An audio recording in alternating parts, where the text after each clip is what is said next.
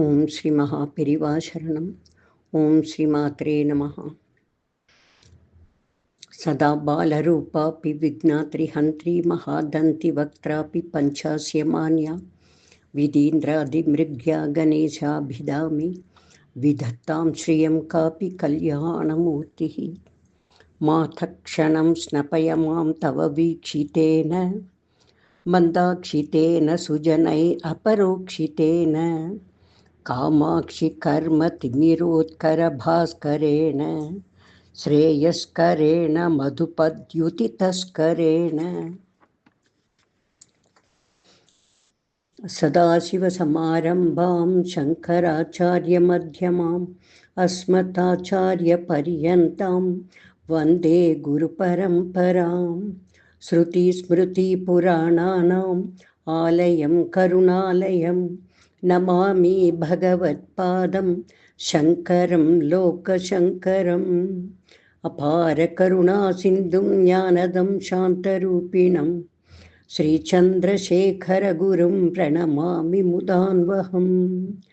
ஐங்கார ஹ்ரீங்கார ரகஸ்யயுக்த ஸ்ரீங்கார கூடார்த்த மகாவிபூஜ்ய ஓங்கார மர்ம பிரதிபாதினீभ्यां நமோ நம ஸ்ரீ குரு பாதுகாभ्याம்.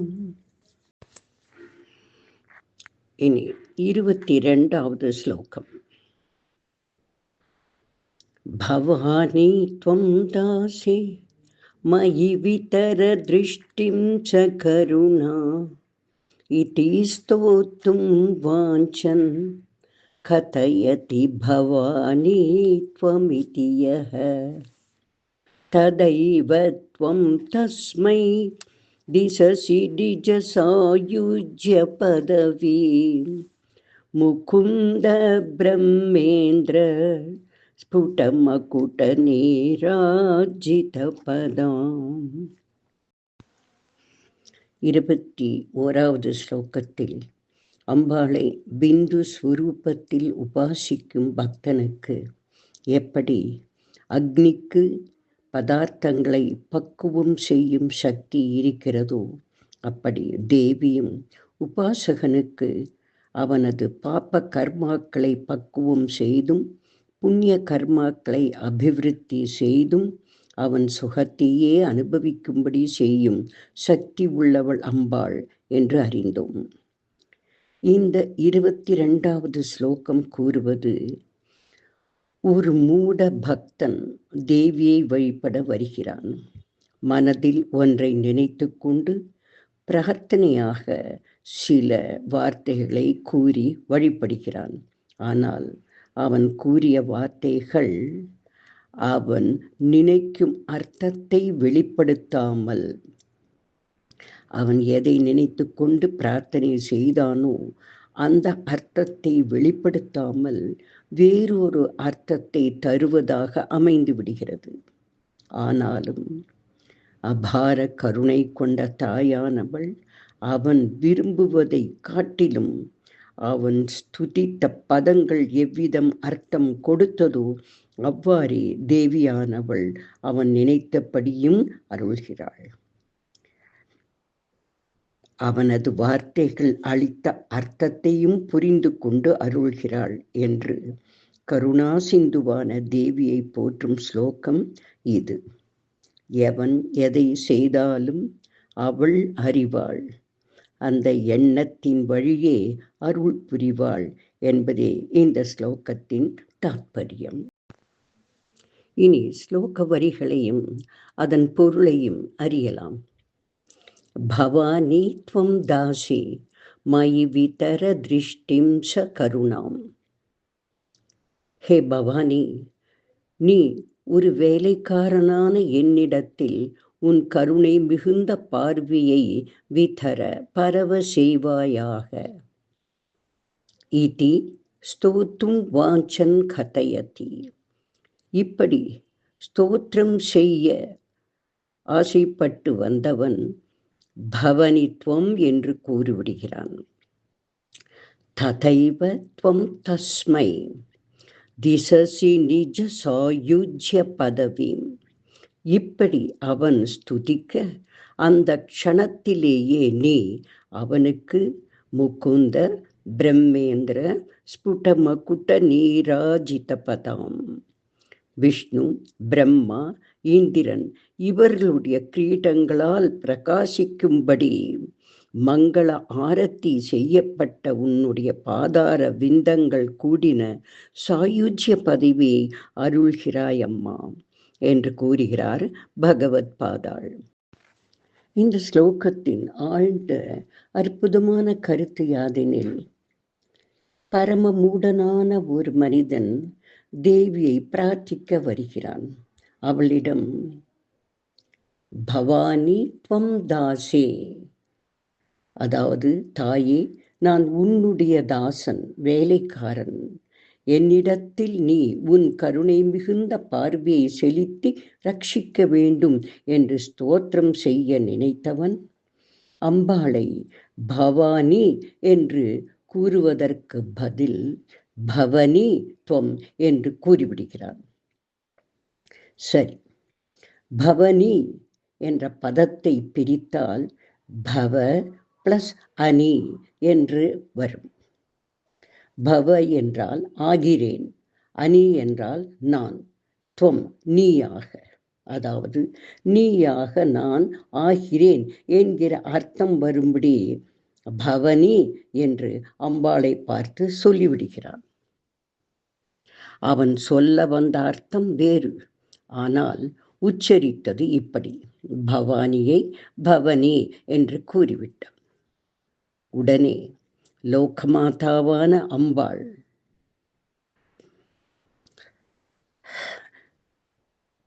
நீயாக நான் ஆகிறேன் என்று பக்தன் கூறுவதாக தானே வலிய வந்து அதன் அர்த்தத்தை கிரகித்து கொண்டு தான் அலங்கரித்து வரும் தனது சாயுஜ்ய பதவியை அருள்கிறாள்.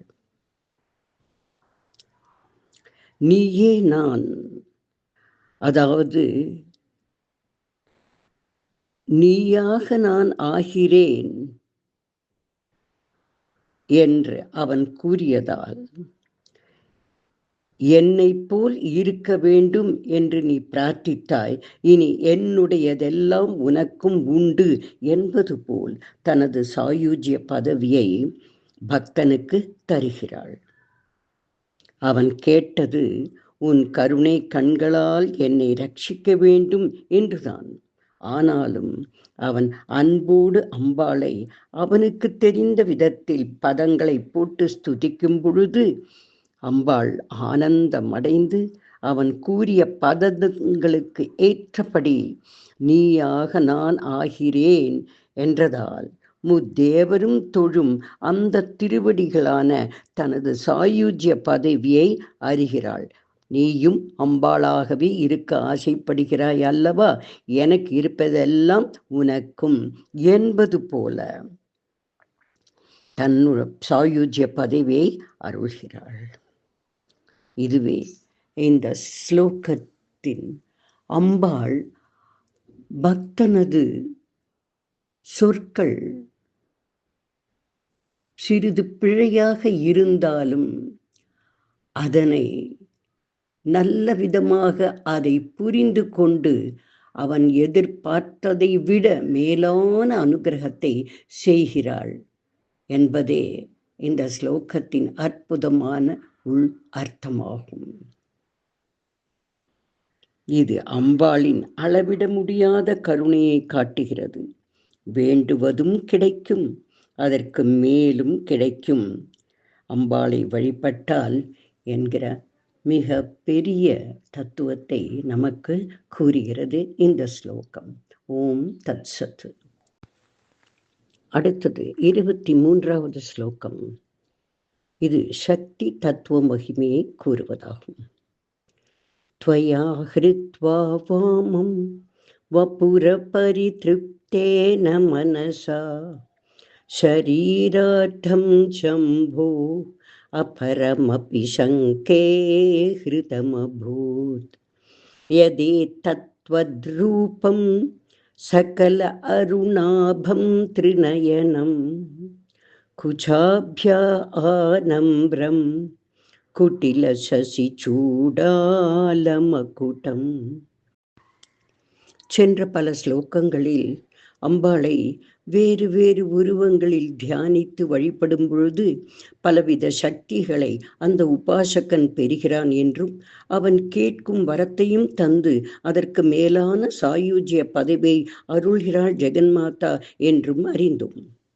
இந்த ஸ்லோகத்தின் பொருளானது சிவன் வேறு அம்பாள் வேறு அல்ல. பரமசிவன் பார்வதி தேவியுள் அடக்கம், அதாவது சக்திக்குள் சிவன் அடக்கம். சக்தியின்றே சிவனால் செயல்பட முடியாது. அதனால் தேவி சிவரூபத்தை முழுவதுமாக ஆக்கிரமித்து கொண்டு சிவன் வேறு நான் வேறு அல்ல, எனக்குள் சிவன் அடக்கம், நானே அனைத்துமாக பரபிரம்மமாக இருக்கிறேன் என்று கூறுவதாக அமைந்த ஸ்லோகம் இது. இனி ஸ்லோக வரிகளையும் அதன் அர்த்தங்களையும் அறிவோம். துவயா ஹிருத்வா வாமம். ஹே தாயே, உன்னால் பரமசிவனுடைய இடது பாகம் அபகரிக்கப்பட்டது. அபுர பரிதிருப்தேன மனசா, இதில் திருப்தி அடையாது மனதினாலும் சிவனை அபகரித்து விட்டாய். ஷரீரார்த்தம் சம்போ அபரமபி சங்கே ஹிருதமபூத். அதனால் அவரது வலது பாக சரீரத்தையும் நீ அபகரித்து விட்டதாக அபூத் ஆகிவிட்டது என்று சங்கே நினைக்கிறேன் என்கிறார் பகவத் பாதாள். யதே தத்ரூபம் சகலம் அருணாபம் திருநயனம். அந்த காரணத்தால் முழுவதுமாக சிவனை அபகரித்து விட்டதால் உனது முழு ஸ்வரூபமே சிவந்த நிறத்துடனும் 3 கண்களை கொண்டதாக, குஜாப்யா ஆனம்ரம் 2 ஸ்தனங்களும் உடையதாக, குட்டில சசி சூடால மகுடம் சிரசின் பூஷணங்களான சந்திரனையும் மகுட்டத்தையும் சூட்டி கொண்டது போல் காணப்படுகிறது.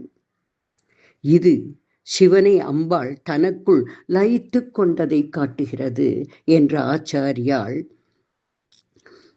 அம்பாள் சிவனின் பொருட்களை மகுடம், 3 கண்கள், சந்திரன் இவற்றை அணிந்து பராசக்தியாக காட்சியளிப்பதன் காரணத்தை அழகாக வர்ணித்து அம்பாளின் வடிவத்தில் சிவன் மறைந்திருக்கிறான் என்கிற மேலான தத்துவத்தை சொல்கிறார். அதாவது சிவன் சக்தி இரண்டும் சேர்ந்து ஒரே உடலாக காணப்படுகிறது.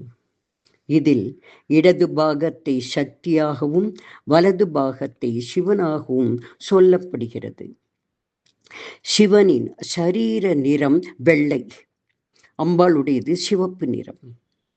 அப்படி இருக்கையில் தேவியின் ஸ்வரூபம் பாதி வெள்ளை பாதி சிவப்பாகத்தானே இருக்க வேண்டும். அடுத்து புருஷ பாகத்தில் ஸ்தனம் இருக்கக்கூடாது. தேவி பாகத்தில் ஒரு ஸ்தனம் காணப்பட வேண்டும். ஆனால் அம்பாள் சரீரம் முழுவதும் சிவப்பு, அழகிய 2 ஸ்தனங்கள், சிவபெருமானின் 3 கண்கள், சந்திர கலை, நவரத்ன கிரீடம் என்று அலங்கரிக்கப்பட்டவளாக காட்சி தருகிறாள்.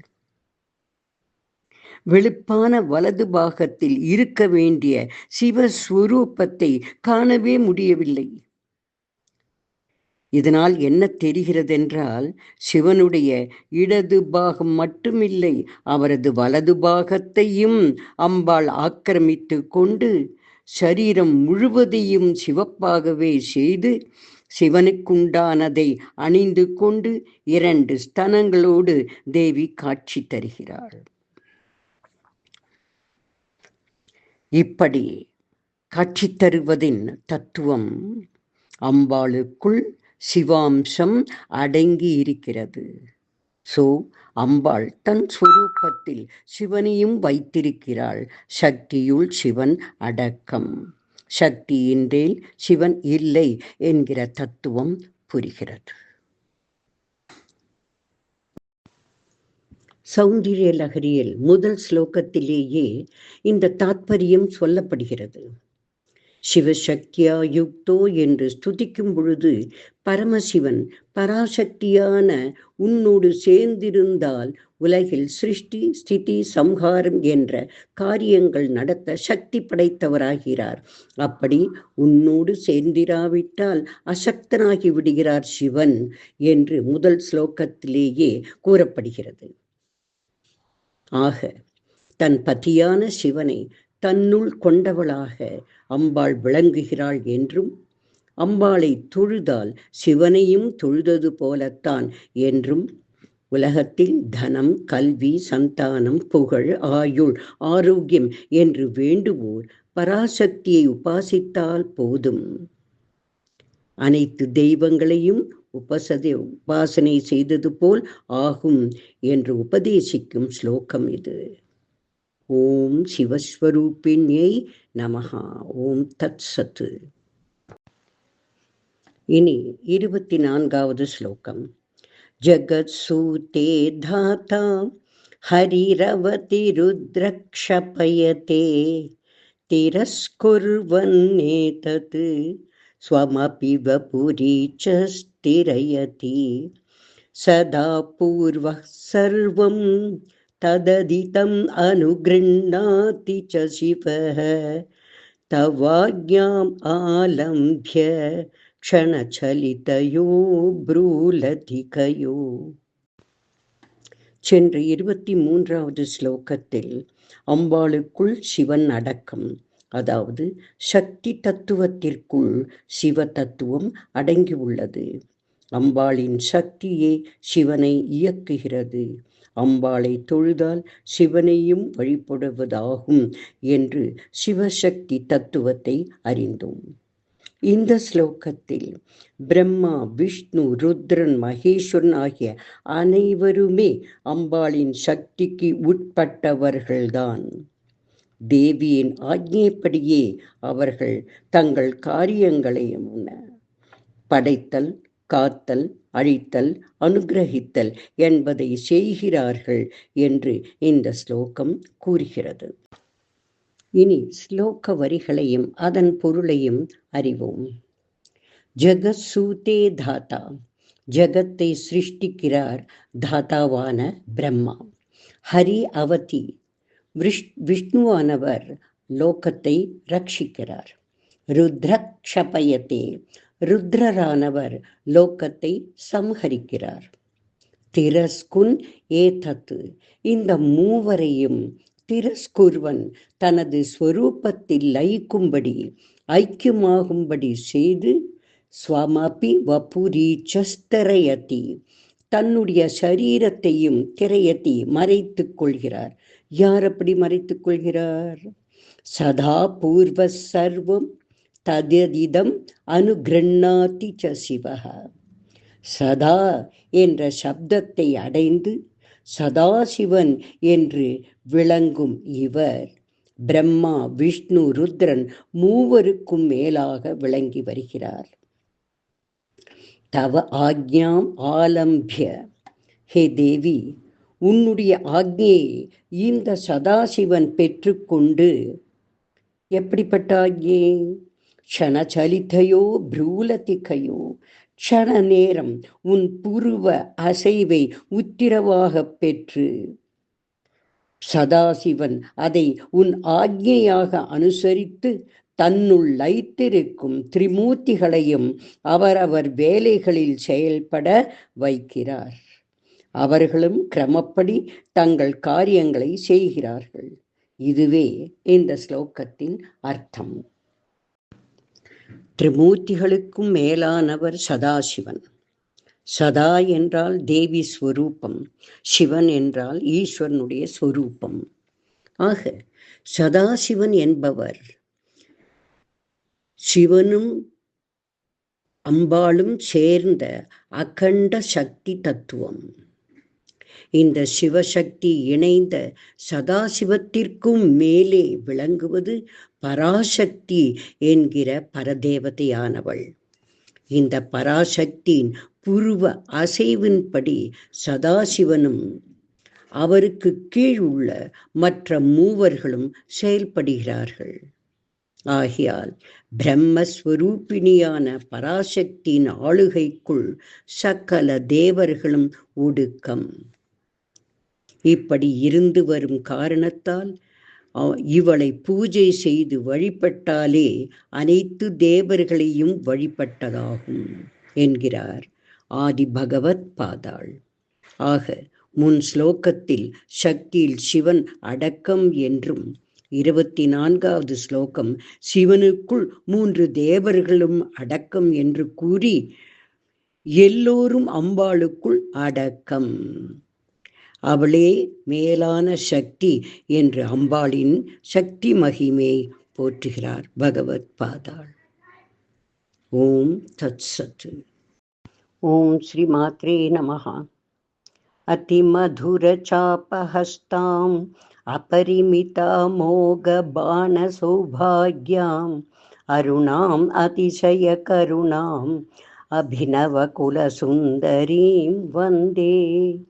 श्रीविद्याधीशरचितचूर्णिका श्रवणपठनानन्दितानां सम्प्राप्तित आयुरारोग्यसौन्दर्यविद्याबुद्धि पुत्रपौत्रकलत्रय ऐश्वर्यादिसकलसौख्यप्रदे श्रीत्रिभुवनेश्वरी श्रीमत्कमलाम्बिके पराशक्ते मातः नमस्ते नमस्ते नमस्ते. पाहि मां पाहि मां पाहि मां देवी तुभ्यं नमः.